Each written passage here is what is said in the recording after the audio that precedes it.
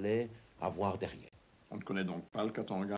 On ne sait pas s'il existe des limites naturelles permettant de fixer la frontière entre Katanga et Rhodésie. C'est l'inconnu total. En 1890, plus d'un tiers du territoire de l'État indépendant du Congo vit sous l'influence arabe. Une correspondance du capitaine Tison évoque les tensions qui existaient à l'époque. Si vous apprenez que l'on a des inquiétudes par suite de l'hostilité des Arabes, remettez 50 hommes de votre détachement au capitaine en quai. L'esclavage est une réalité. L'Afrique constitue pour le monde arabe un marché dans lequel on trouve la main-d'œuvre esclave. On va mettre en avant la lutte contre l'esclavage. La lutte contre l'esclavage avait été décidée par Léon XIII. Léon XIII en avait chargé le cardinal Lavigerie. C'est comme ça que lui apparaît là-dedans avec les Pères Blancs d'Afrique.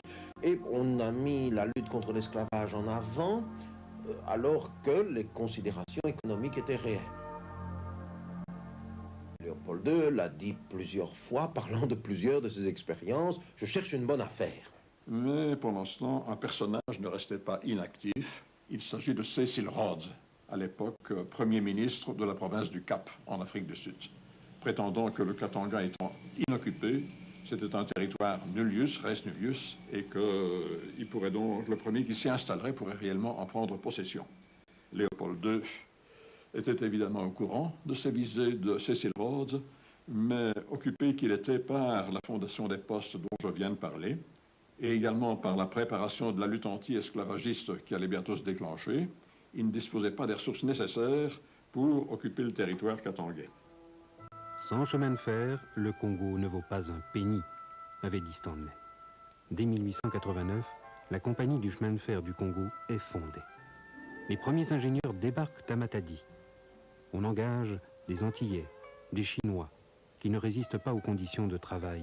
Les fièvres, la variole, le beriberi déciment les travailleurs.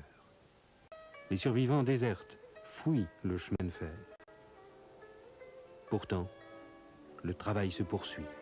Il faut tailler le roc, franchir les ravins, creuser des tranchées, pénétrer dans la forêt inextricable.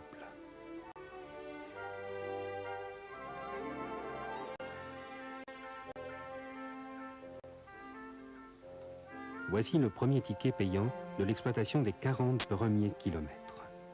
1892, inauguration de la section Matadi-Kenge. 1898, le dernier rail est posé.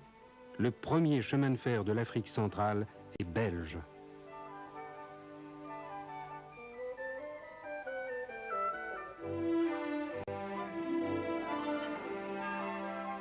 La réussite est grandiose, mais le tribut payé est lourd. 132 blancs, 1800 noirs périront pour que le rail relie l'énorme bassin du Congo à l'océan Atlantique et au monde. Pendant ce temps, la compagnie du Katanga prospecte. En 1892, le géologue Jules Cornet découvre d'importants gisements de cuivre. Depuis longtemps déjà, les indigènes fondaient le cuivre dans ces fours rudimentaires pour confectionner les croisettes qui leur servaient de monnaie. Est-ce que les Belges sont armés pour affronter l'exploitation du cuivre? Avant de penser à exploiter, il fallait évidemment résoudre le problème fondamental des communications. Aussi, des conversations s'engagent-elles avec les Anglais, dont le chemin de fer avait atteint Broken Hill en Rhodésie et le Dédain. Et un accord est finalement conclu vers les années 1903-1904, en vertu duquel les Anglais acceptent de prolonger le rail jusqu'à la frontière katangaise, étant entendu que les Belges prendront leur relais et construiront un chemin de fer au Katanga, jusque dans la zone du cuivre, de manière à assurer un trafic convenable à ce nouveau chemin de fer. L'État indépendant du Congo appartenait au roi Léopold II. En 1908, ce territoire devient une colonie belge. Désormais, une loi fondamentale organise le système des pouvoirs. Le gouvernement belge aura un ministre des colonies. Les superficies comparées de la Belgique, de l'Europe et du Congo belge expliquent l'héritage redoutable et l'atout extraordinaire que représentait ce territoire. Alors, c'est la fête en Belgique? Est-ce qu'il y a des manifestations? Personne ne sait rien. Personne ne sait rien, c'est l'indifférence totale. N'est-ce pas? Il y a un vote qui est le vote de reprise au Parlement, la loi est sanctionnée par le roi et puis c'est fini. N'est-ce pas? Ça passe. Dès 1910, le rail rhodésien atteint Élisabethville. Entre-temps, l'Union minière du Haut-Katanga avait été créée en 1906 et on prévoyait un chemin de fer reliant le Katanga à la mer. Le désenclavement partiel du Katanga par chemin de fer étant finalement résolu, on peut songer à constituer une société pour exploiter le potentiel découvert par la Tanganyika. En effet, la Tanganyika, à la suite de prospections fort détaillées, fort précises, évaluait le potentiel cuivre du Haut-Katanga à 2 millions de tonnes de cuivre métal, chiffre qui devient évidemment intéressant. L'étoile du Congo, la plus ancienne mine du Katanga, à 12 km au nord-est d'Élisabethville. Nous ignorons pratiquement tout de ce film, réalisé entre 1912 et 1919 et retrouvé grâce à la complicité de l'Union minière. Ce sont sans doute les premières et les seules images animées du début de la ruée vers le cuivre, un épisode déterminant de la gigantesque épopée minière belge en Afrique. On a entamé les travaux de terrassement à l'étoile dès avant l'arrivée du rail à Élisabethville, donc dès avant 1910. La plus grande partie devait être abattue à l'explosif. Il faut forer des trous de mine, évidemment, pour y introduire l'explosif. Et voilà une des premières perforatrices Ingersoll. Ces perforatrices n'avaient pas l'injection d'eau par le fleuret. Il fallait donc continuellement refroidir ce fleuret en envoyant de l'eau dans le trou de mine.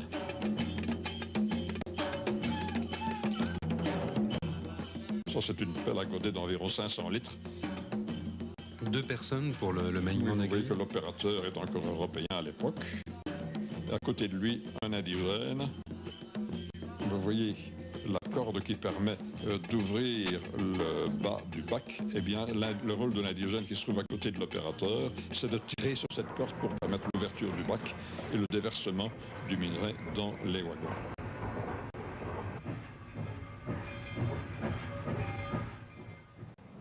Ici, on a entamé, je ne sais pourquoi, une exploitation souterraine, probablement dans cette couche particulièrement riche. Je suppose que c'est la raison pour laquelle on s'est enfoncé en souterrain. Il y a donc là un plan incliné qui permet la remonte des wagonnets de Coville.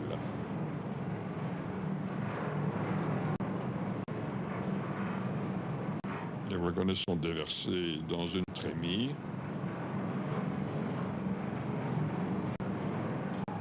Alors, de cette trémie, le minerai est repris par la chaîne à godet que l'on voit à gauche. Et alors, le minerai passe dans un dépulpeur qui sépare les produits très fins, c'est-à-dire la poussière, somme toute, de minerai, des blocs. Et ce sont seuls les blocs qui sont chargés en wagon pour être alimentés à la fonderie. Parce que la fonderie consistante en water jacket, c'est-à-dire en haut fourneau, ne peut admettre que des produits calibrés. On ne peut pas y introduire de fines. Il faut donc séparer les fines des produits, des autres produits pour obtenir des produits calibrés.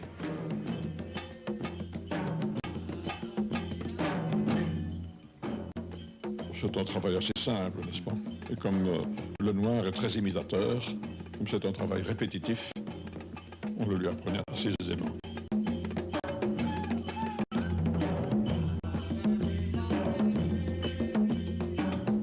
C'est une industrie à feu continu, évidemment. Le haut fourneau, il n'est pas question de l'arrêter. Il doit travailler de façon absolument continue. Voilà les wagonnets qui arrivent sur le plancher de chargement. Donc en dessous des rails là, c'est un four. Oui, c'est un four. C'est ça. Ouais. Normalement, les fumées s'échappent par les carnaux vers la cheminée, mais dès qu'on ouvre la porte supérieure pour permettre le chargement, il y a une partie des fumées qui se dégage par là, bien entendu. Alors là, on a un genre de petite grue qui avance. Ici, nous voyons des fours à coque. Fours à coque très rudimentaires encore, alimentés par du charbon de Wanki en Rhodésie du Sud. De l'autre côté, il y a un pousseur qui pousse le coq qui se trouve à l'intérieur du four. Il est encore à haute température, à plus de 100 degrés, et on le refroidit en l'arrosant copieusement. Vous voyez donc le coq qui sort en gros éléments, comme il convient pour le water jacket.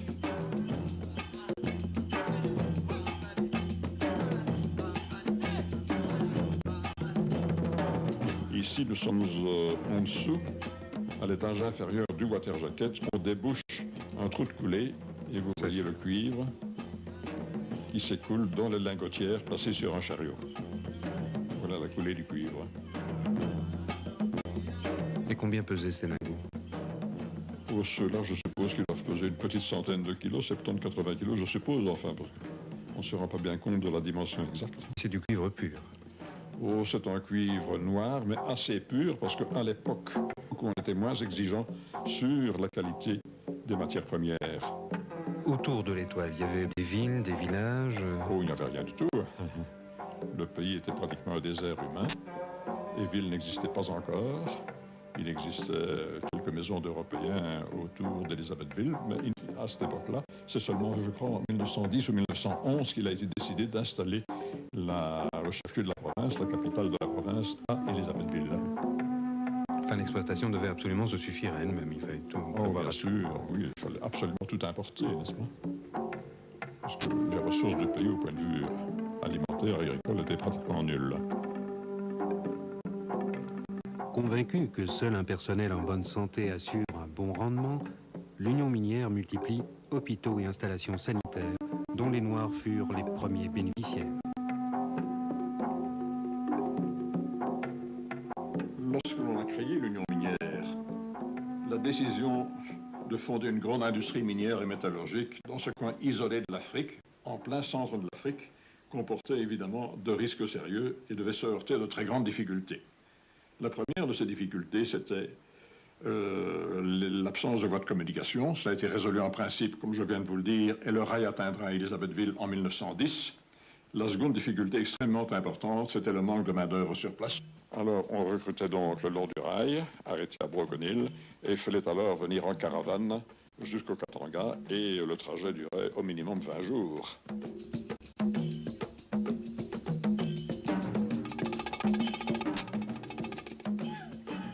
Ici, on creuse des trous de mine à la main. On n'a pas encore de perforatrice. Alors, à Kambouve également, assez rapidement, on a ouvert une petite exploitation souterraine. L'exploitation de Kambouve va commencer en quelle année approximativement? Aussi vers les années 13, probablement 12 ou 13.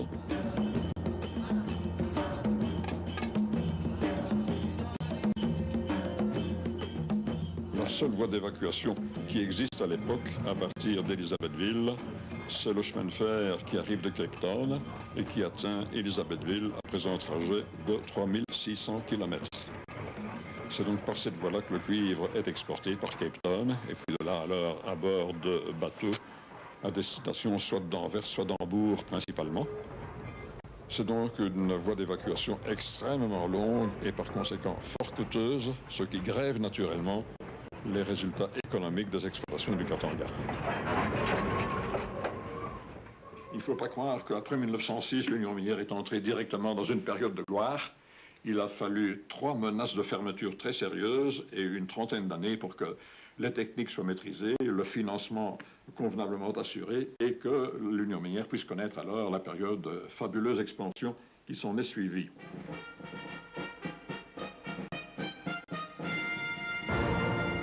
Les découvertes du Katanga excitent la convoitise des puissances coloniales européennes jusqu'alors apparemment insensibles au Congo.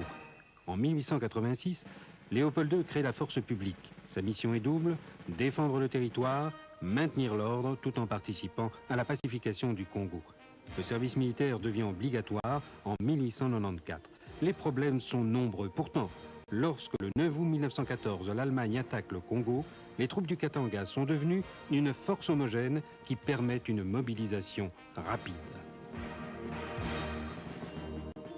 Toute l'action militaire va pratiquement se limiter à la prise de Tabora. Il y aura bien une seconde campagne au moment où les Allemands qui étaient encerclés se dégageront. Ce sera ce qu'on appelle la campagne de Mahenge. Mais ce sont des opérations, je dirais, militaires très ponctuelles, menées d'ailleurs en accord avec alors les Anglais de l'autre côté, n'est-ce pas, qui formaient tenaille sur l'Est africain allemand.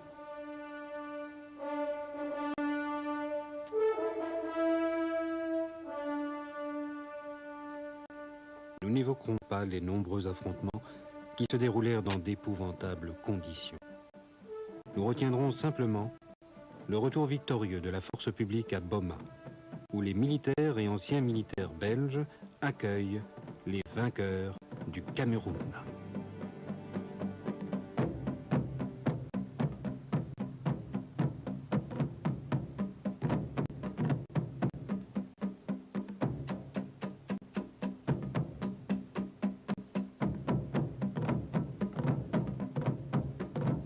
ce qui est beaucoup plus important, ce sont peut-être les visées belges. Les visées belges sont très clairement de se constituer pour le jour de la paix une monnaie d'échange dans les territoires que l'on a occupés. Et cette monnaie d'échange dans l'esprit de l'époque doit permettre à la Belgique de négocier dans un accord tripartite avec l'Angleterre et le Portugal l'élargissement de l'accès du Congo belge à la mer. N'est-ce pas? Depuis très longtemps, il n'y a qu'une rive qui est belge, et depuis très longtemps, les Belges espèrent obtenir les deux rives pour contrôler, n'est-ce pas, le débouché complet du Zaïre sur la mer. Les Portugais refusent obstinément, et l'une des idées, c'est de dire aux Anglais, on vous cédera une partie de l'Afrique orientale, ou on peut céder une partie de l'Afrique orientale aux Portugais, n'est-ce pas? Elle touche le Mozambique ici, la Tanzanie, ancien Tanganyika, en échange de quoi les Portugais nous céderont quelque chose. Ce sera totalement déçu devant l'obstination portugaise. Et on restera avec le Rwanda au Burundi, bien entendu. Avec la guerre 14-18 s'achève l'ère des pionniers. La nature engloutit les derniers vestiges des combats. Une nouvelle génération de coloniaux utilise désormais le cinéma pour informer la métropole. La négligence, le désintérêt provoquèrent la disparition de la plupart de ces nombreux documents irremplaçables. Parfois, l'une ou l'autre réalisation refait surface, comme ce film 35 mm inflammable que M. Dartois nous proposa un jour. Ce film, je ne sais pas ce qu'il nous montre, puisque c'est un film 35 mm. Et bon, je n'ai jamais disposé de projecteur pouvant... je n'ai jamais pu le visionner. L'affiche accompagnant le film annonce des images des troupes belges au Congo pendant la guerre 14-18 par le capitaine Auguste Boët. Imaginez notre joie. Les mauvaises conditions de conservation avaient endommagé le film, mais avec 1000 précautions, nous avons chargé le projecteur. Nous partions à la découverte de l'Afrique de 1918. Soudain, la pellicule dérape. Le film se déchire. La projection s'arrête. La pellicule a rétréci. Le film ne peut plus être ni visionné ni copié dans les limites budgétaires de l'émission. C'est alors qu'à Mons, nous rencontrons un passionné de cinéma. Il était hors de question de jeter ce document avant de l'avoir visionné. Aussi, nous entreprenons avec sa collaboration un long travail de restauration, travail qui finit par aboutir. Donc c'est avec cet appareil-ci que vous travaillez dans quelles années? Dans les années 30, monsieur. C'est un appareil de 1935, un clank film. Comme ça, on va pouvoir découvrir ce film de 1925. Vraisemblablement. Et convenablement. Ça va peut-être un peu vite, hein? Eh bien, si on mettait en marche.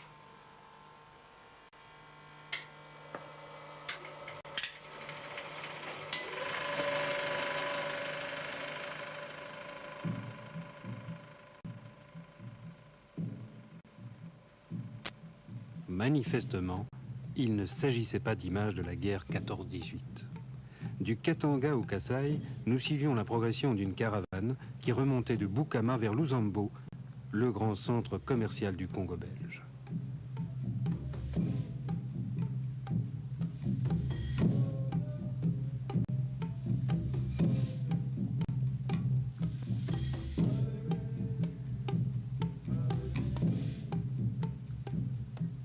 Dans les années 20, qui suivent immédiatement la guerre, l'idée est véritablement de commencer peut-être l'autre partie de ce dont parlait l'acte de Berlin, une occupation effective et une administration.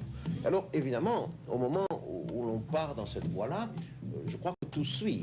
On met en place l'administration, derrière l'administration va suivre beaucoup plus facilement le commerce, va suivre beaucoup plus facilement l'agriculture, l'élevage, les activités médicales. C'est vraiment la mise en place du système colonial belge.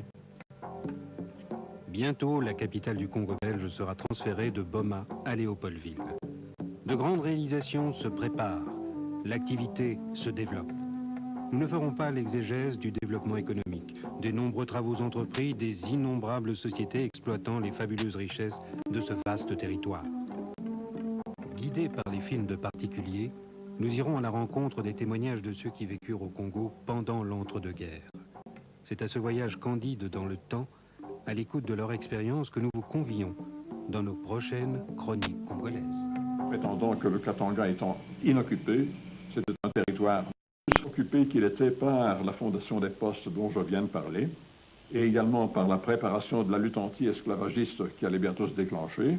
Il ne disposait pas des ressources nécessaires pour occuper le territoire katangais. Sans chemin de fer, le Congo ne vaut pas un penny. On engage des Antillais, des Chinois, qui ne résistent pas aux conditions de travail. Les fièvres, la variole, le beriberi déciment les travailleurs. Les survivants désertent, fouillent le chemin de fer de l'Afrique centrale et belge.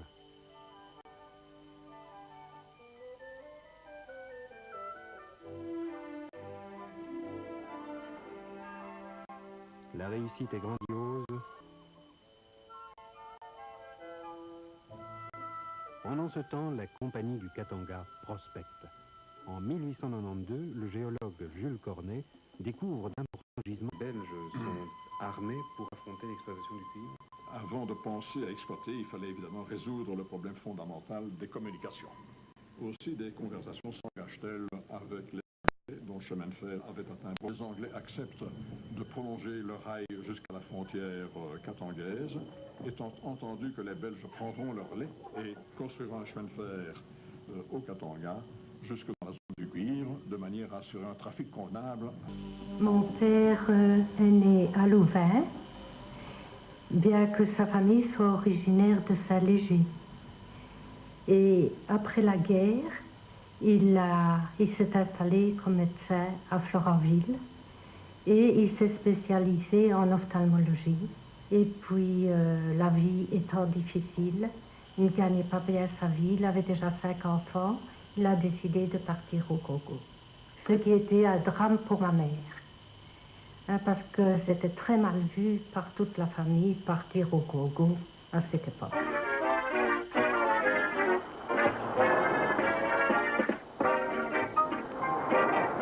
Par une froide matinée de mars, je me suis vu sur le pont de Lambersville, qui partait pour Matadi. C'était émouvant à ce moment-là, un départ pour le Congo.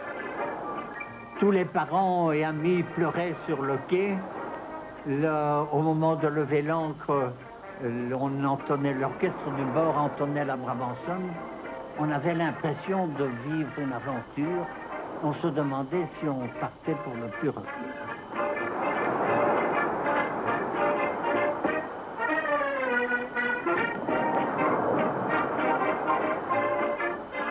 Évidemment, le Congo avait mauvaise réputation à l'époque. On prétendait qu'on partait là-bas que si on était au bout de toutes les ressources humaines ou économiques, ou qu'on ne partait là-bas que les desperados, ceux qui n'avaient plus rien à espérer, et qu'on en revenait imbibé d'alcool, pourri par le paludisme, et qu'on ne valait plus grand-chose. Mais enfin, ça avait un certain goût d'aventure et j'étais tenté par l'aventure. Et c'est ainsi que j'ai décidé de partir pour le Congo. Partir. Jusqu'aux années 30, seul le bateau assurait la liaison entre le Congo et la Belgique. Exploité par la compagnie belge maritime du Congo, les paquebots s'appelaient Theisville, Anversville ou Elisabethville. Le passage de l'équateur était l'occasion de rompre la monotonie des 3 semaines de traversée.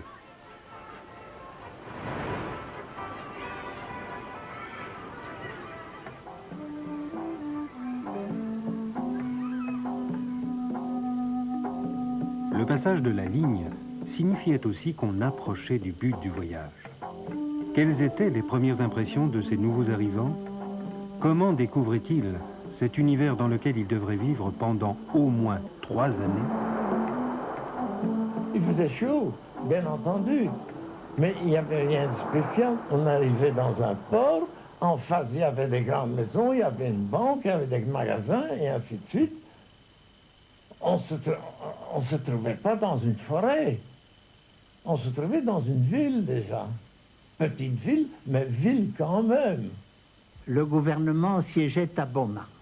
Léopoldville était la capitale, mais le centre administratif restait Boma, et le gouverneur général résidait à Boma. Et les coutumes, je dis les strictes règles de l'époque exigeaient que tous les nouveaux fonctionnaires arrivant à la colonie aillent présenter leur dévotion au gouverneur général et que pour ce faire, ils soient en habit avec col et plastron amidonné et le casque évidemment parce qu'il fallait gravir la colline pour aller jusqu'à la résidence du gouverneur.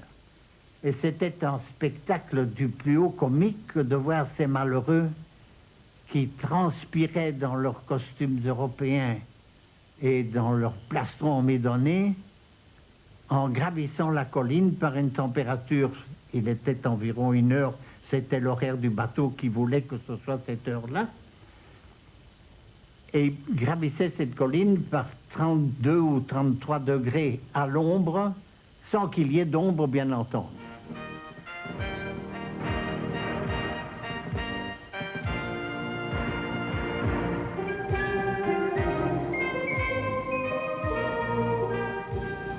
Mais on ne découvre pas encore l'Afrique telle qu'on l'a imaginée, voyez-vous. Parce que si vous dites, tiens, je vais en Afrique, je vais au Congo, les gens se disent, tiens, il va dans la forêt, si vous voulez. Ça n'était pas vrai. Il y avait à côté de nous, n'est-ce pas, des étendues, ce qu'on appelait la brousse, enfin, où il n'y avait rien que de l'herbe, enfin, et des arbres, et ainsi de suite. Mais pas des grandes forêts, ni rien du tout. Nous avons inauguré la ligne du chemin de fer à ce moment-là. Nous avons été les premiers Blancs à rouler